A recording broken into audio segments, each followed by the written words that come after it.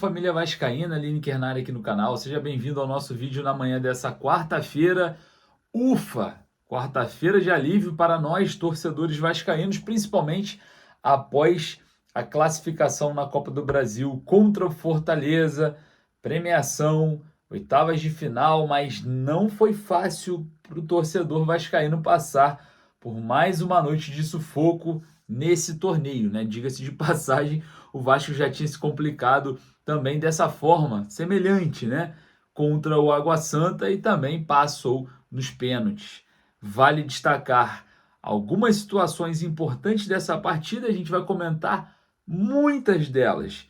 Álvaro Pacheco esteve em São Januário pela primeira vez, né? Pisou ali no gramado, acompanhou o jogo, entrou ali, atravessou o gramado, principalmente na entrada dos jogadores em campo, né? Aquela grande festa feita na entrada dos atletas, mas teve boas e más impressões. Vamos falar um pouco sobre essa situação. Estivemos na zona mista, falamos um pouco com alguns jogadores, falamos um pouco também com algumas pessoas relacionadas ao Vasco, em referente principalmente nessa situação envolvendo associativo, SAF e muito mais. Nesse vídeo você vai ficar muito bem informado. Então deixa o joinha para dar aquela moral, corre lá nos comentários para deixar a sua opinião e sempre, sempre, sempre vai estar participando conosco aqui, você que interage, que comenta, a sua pergunta é sempre a base do nosso trabalho. E claro, antes da gente começar, eu preciso te convidar também para a nossa campanha Você no Caldeirão. Exatamente, se você quer vir para São Januário com passagem aérea, hospedagem, transfer, toda a alimentação, ganhar uma camisa do Vasco original, pisar no gramado de São Januário e acompanhar um jogo do Vasco na colina histórica, tudo pago pelo nosso canal, é simples. @você no Caldeirão no Instagram, tá aqui, ó, você vai nesse Instagram, o link tá na biografia, ou corre aqui na descrição desse vídeo, o link também tá na descrição. Não perca essa oportunidade. Você de qualquer lugar do Brasil, a gente vai dar um jeito de te trazer para cá com tudo pago, fechou? Tá marcado? Corre lá, porque o momento é único.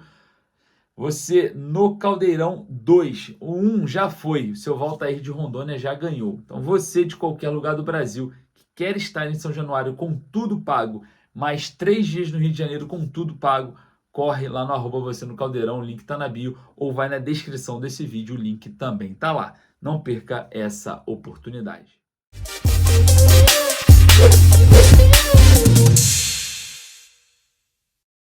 Ufa, torcedor vascaíno, ufa! Alívio nessa quarta-feira de manhã para nós que avançamos, né, para a próxima fase da Copa do Brasil. As oitavas de finais nos esperam em um jogo em que o Vasco, olha, vou falar para você, em que classificação sofrida para o torcedor, né? Que classificação tensa para o torcedor, emocionante para o torcedor. É isso aí, cara. É uma das características do Vasco nos últimos anos. A gente tem alguns pontos a destacar nesse jogo, principalmente a chegada do Álvaro Pacheco, né? Pisou no gramado pela primeira vez, a torcida do Vasco esgotando todos os ingressos em excelente número em São Januário. Toda a repercussão da partida a gente vai comentar também a respeito da performance individual de alguns jogadores. O Vasco, que empata com Fortaleza por 3-3, avança nos pênaltis, sendo que o Vasco converteu todos os pênaltis e o Fortaleza perdeu o último com o Kevin em uma defesa espetacular do Léo Jardim. Léo Jardim, esse que é um tema que eu queria iniciar esse vídeo, né? Eu queria iniciar esse vídeo de informações falando sobre o Léo Jardim.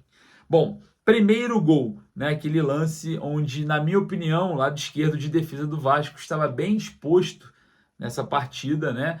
O Marinho recebe ali a bola depois de uma falha em conjunto, que o Maicon tenta tirar, a bola bate no Galdames e gera ali uma sobra para o Marinho, que chega ali junto com o Léo, que marca de uma forma frouxa ali, e a bola em cima do Léo Jardim entra, né? 1-0 Fortaleza. Então eu tive alguma percepção de uma possível falha do Léo Jardim. Eu não posso classificar como completo, porque foi um chute muito próximo, né? Mas defensável. Já no segundo gol do Fortaleza, né, o Léo não teve nenhuma culpa, realmente não teve. É o lado esquerdo de defesa de novo, né? O Pikachu faz o cruzamento ali e o lado esquerdo de novo, né? De novo sofre o gol dessa vez do Lucero, né? Então, mais uma vez o lado esquerdo da defesa do Vasco sofrendo um pouco, aonde fica Léo e o Lucas Piton, né? E depois, né, o terceiro gol do Fortaleza. Estou comentando somente os gols do adversário. Um chute despretensioso ali de fora da área, né? O time do Vasco ele se sufocou automaticamente para dentro da área.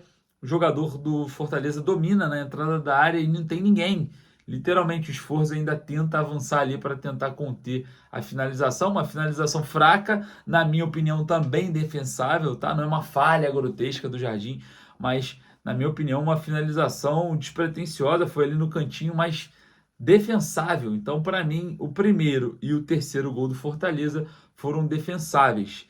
Eu já estava crucificando o Léo Jardim, né, de alguma forma, em lances que o Fortaleza chegava pelos flancos e ele não saía do gol em algumas ocasiões, saiu do gol em outras e conseguiu ter êxito, mas chega na cobrança dos pênaltis, o Léo Jardim cresce, né, nessa última cobrança e faz a defesa e classifica o Vasco para as oitavas de final. Também vale destacar os jogadores que marcaram os gols na penalidade, né? O Dimitri Payet, o Pablo Verratti, o Puma Rodrigues, o Juan Sforza e o Lucas Piton bateram muito bem ali as suas penalidades nessa fase, né, da partida. Partida essa que o Vasco teve uma intensidade interessante, né, que construiu, criou jogadas, muito disso por conta da presença do Adson. A gente fala que o Adson é um jogador mais técnico, mais importante, puxou alguns contra-ataques, principalmente alguns gols do Vasco, né? Destaque para o Verratti, que marcou 2 vezes, sendo uma de pênalti e outra ali de cabeça, né? O Piton também, mais uma vez, recebendo ali uma assistência espetacular do Dimitri Payet, fazendo mais um gol. O Piton que vem fazendo gols importantes na Copa do Brasil, já marcou de novo. Vale lembrar que o empate que o Vasco teve com a Copa do Brasil, né, na fase anterior contra o Água Santa foi gol do Piton. O Piton volta a marcar ontem contra o Fortaleza. Então, olha só. Vamos lá. Pontos positivos para esse jogo. O Vasco criou, foi intenso, psicologicamente interessante, porque não deixou cair a peteca. A gente sabe que o Fortaleza é uma equipe difícil, é uma equipe intensa, refletiu a formação do Vasco. O jogo ficou uma trocação ali, exatamente por isso que ambos não deixaram de jogar da forma no que entraram, né? A sua característica principal. Eu destaco aqui o Vojvoda, que no final ali do jogo empatado, o Vojvoda tira o Tite, né? Na verdade, ele tira o Tite, coloca um atacante, empata o jogo e mantém ainda o Fortaleza com um zagueiro. Então, a coragem do Vojvoda me surpreendeu. Mas a gente precisa destacar também que o Vasco foi para a trocação, o Vasco foi intenso terça parte da partida, manteve ali também o controle em alguns momentos do jogo, sofreu em outros, foi bem equilibrado, foi um jogo bem equilibrado, mas eu acho que o Vasco foi melhor que o Fortaleza e foi justo o Vasco passar para a próxima fase da Copa do Brasil nas penalidades. Enfim, vamos lá, destacar também o árbitro da partida, né? O Wilton Pereira Sampaio, mas uma arbitragem um pouco confusa, né? A gente sempre tem aí essa questão de arbitragem para comentar, e eu tive o prazer ou o desprazer de encontrar o Wilton Pereira Sampaio na zona mista e, claro, não poderia não hostilizá-lo de uma maneira formal, né? No qual ele entenderia que realmente o que eu estou falando ali é algo hostil, em outras palavras. Eu vou trazer para vocês o que aconteceu, né, nesse encontro na zona mista e eu quero saber a sua opinião. Tá ruim, Paê também, tá duro. Não, pera aí, para tudo agora, para tudo, a gente vai, agora chegou a nossa hora. Que isso? O Wilton Pereira Sampaio passando aqui, eu queria entender qual Professor, a convicção daquele pênalti que ele teve, sendo que não foi, aquela convicção que ele teve, e não foi pênalti. Eu queria entender de onde ele tirou aquele pênalti. Tá? Ele não vai responder a gente aqui, caralho, mas ele teve uma convicção tão forte, né? A gente vai ser expulso, assim, pênalti, claro, é pênalti claro e expulsão do Michael. E ele fez aquela pose, né? De de grilo sem asa e deu pênalti. Aí eu falei assim, porra, peraí, pênalti claro. Aí passa aqui, tem que perguntar. Como ele teve essa convicção, eu quase pulei da cabine e o Mike tá expulso. Ele teve uma convicção absurda. Né? Mano, é porque você não viu o gol do Lucero que ele deu. O gol do Lucero foi absurdo, ele tava muito... Tá aí. O meu encontro com o Wilton Pereira Sampaio, né? Eu mandei uma indireta, bem direta para ele, né? Esses árbitros, eles precisam entender que a gente está de olho, a gente enxerga o que eles estão fazendo, né? Então, aquele pênalti que ele marca com uma convicção absurda do Maicon e o VAR tem que chamar, né? Para corrigi-lo. Lembrando que se não tivesse VAR já ia ser mais um jogo com erro, né? Já ia ser mais um jogo polêmico. Mais um jogo que a arbitragem leva na mão grande aí, quem sabe a classificação do Vasco. Então, isso é muito grave. A gente precisa tentar impedir arbitragens desse tipo em jogos do Vasco. Principalmente do senhor Wilton Pereira Sampaio, Rafael Claus também, que gosta de prejudicar o Vasco. Nem se fala o Anderson Daronco, entre outros, né? A gente precisa de uma reciclagem urgente. E a CBF até então não renova seu quadro de árbitros, enfim.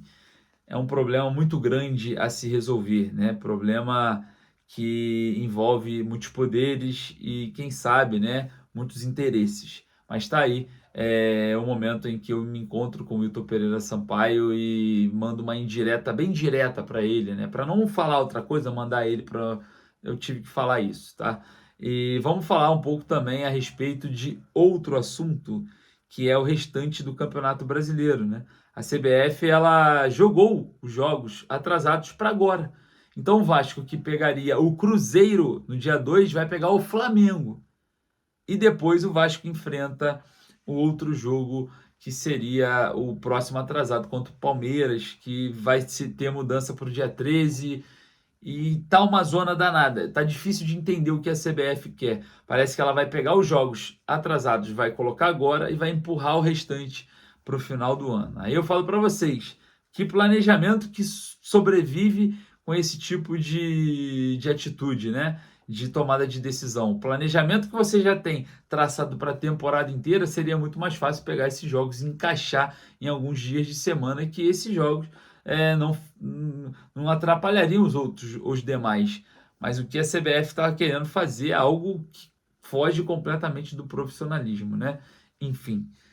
Bom, resumidamente, o Vasco entra num período de treinamentos longo, né? O Gigante da Colina só volta no dia 2, então a gente tem aí do dia 22 hoje, folga, amanhã treino, e o Vasco pegando a restante da semana mais a semana que vem para se preparar bem, para se concentrar, para o Álvaro Pacheco trazer aí a sua mentalidade, trazer aí a sua escola de Portugal, trazer também toda a sua parte tática, que é importante de aplicação dentro dessa equipe, que a gente não sabe se vai ter aí uma herança do Rafael Paiva.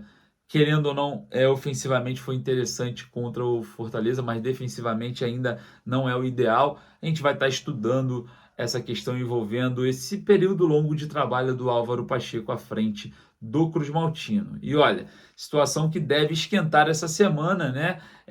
A possível venda das ações da Vasco SAF, da empresa americana 777 Partners, para um fundo árabe. Tá? A gente já sabia em questão da Crefisa que não seria a empresa que tentaria chegar e comprar as ações, né? A Crefisa, a Leila negou já no Roda Viva, e o Lamaquia também negou para a ESPN. Então a gente começa a apurar outros meios, e parece que fundos árabes, né, ligados ao Felipe Maestro, que jogou lá no Real Side, entre outros, aí estão de olho nas ações da Vasco SAF. A gente volta com mais informações a respeito de todos esses assuntos. Agradecer a sua presença, corre lá no like rapidinho para dar aquela moral, vai lá nos comentários, deixar a sua opinião, que é a base aqui do nosso trabalho. Eu vou ficando por aqui, um forte abraço, saudações vascaínas.